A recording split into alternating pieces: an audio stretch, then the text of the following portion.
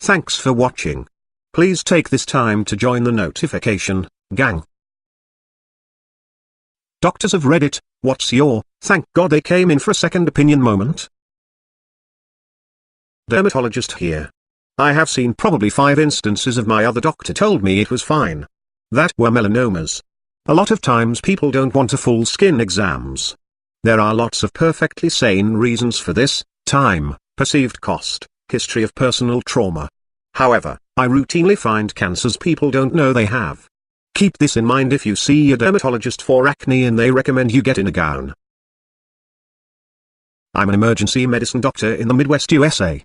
The patient was transferred from rural nowhere to our tertiary care facility, big hospital with every specialist.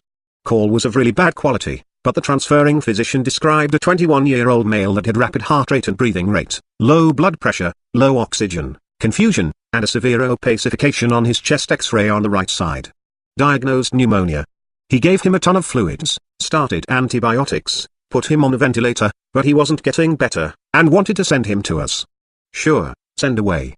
An hour later the gentleman arrives, and looks young, fit, and not the type to just drop dead from pneumonia. We roll him onto our stretcher and find a huge stab wound in his back.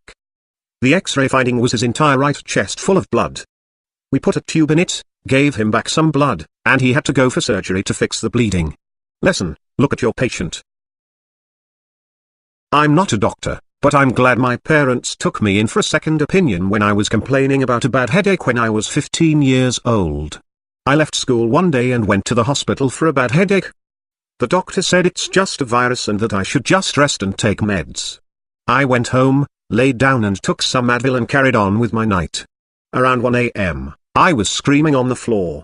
My parents took me to a different hospital and they ran tests and eventually did a spinal tap and discovered a ton of white blood cells.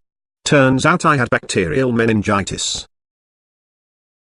Had a patient come in for therapy after his PCM yelled at him for being a hypochondriac and saying his symptoms were all in his head and that he was just trying to fish for disability. His symptoms were pretty obviously neurological, so I referred him for an MRI. To my shock, he had only ever had X-rays. Sadly, I had to tell the 19-year-old man that he had multiple sclerosis. With great satisfaction I got to tell that PCM he done goofed and that I would be talking to our mutual chief of clinical services about the incident. I can't count how many I was told it was a headache, but I just wanted to come in and have it looked at in case it was something else as I've seen. Of course, those are the patients that are the nicest and are profusely apologizing for wasting our time. And of course, those are the patients that have a brain tumor show up on their CT scans. I am a semi-retired physician and I don't believe in second opinions. I much prefer 2 first opinions. Not a doctor, but I heard my son's doctor say this.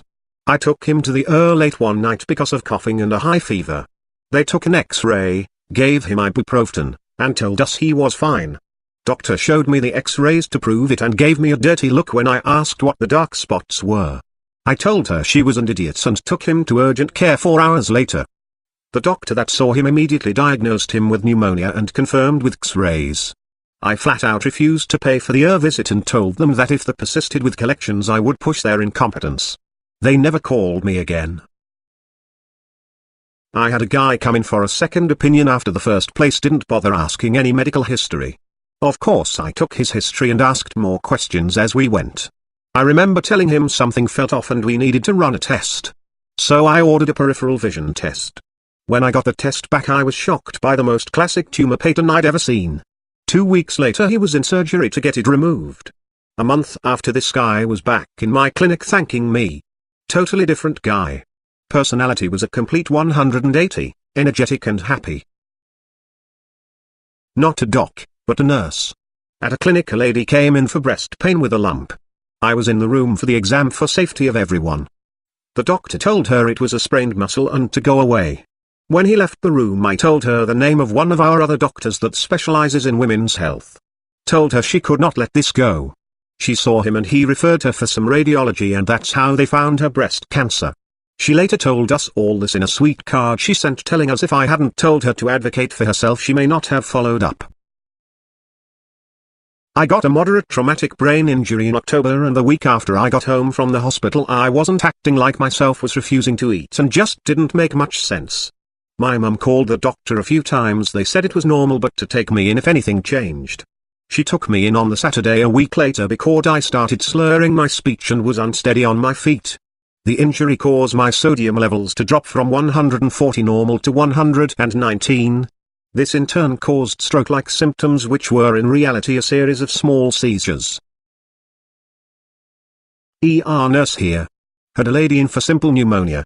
Her 13-year-old son was getting bored, so I showed him some equipment. I connected a simple heart monitor to him and discovered he was in a complete heart block. I printed a strip and showed it to the doc. We suddenly and unexpectedly got a cardiac patient. A bulk of my career lately seems to be maligned patients with legitimate medical issues who've been labeled as hypochondriacs and sent through for a psych workup and meds, counseling. People with histories of all kinds of endocrine issues, like thyroid cancer, thyroidectomy patients who see someone once every 2 years about their thyroid and never have labs checked or dosages fixed. Or diabetics with poorly controlled sugars, people who've had bowels surgeries and take time-release meds, and then wonder why they aren't working. The piecemeal system of healthcare in the US is really doing such a disservice to actual humans. So many specialists and no one piecing together the big picture. Military doctors suck. Ask anyone. For the past 4 years, I've had abnormal pap results. Each year, they told me it was fine and that it hadn't grown or become worse. But no one would look further into it. They insisted I didn't need any opinions. Since I've been busy with life and work the past few years, I decided they were right. 'Cause I'm an idiot. Finally, my new doc saw the results and became immediately concerned.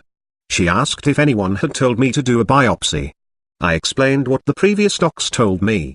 She shook her head and booked me an appointment with the Dysplasia Clinic ASAP. Turns out I had cancer cells that, while not fully bad, put me at a high risk for cervical cancer in the future. They performed a leak procedure and successfully eradicated what could have developed into something much worse.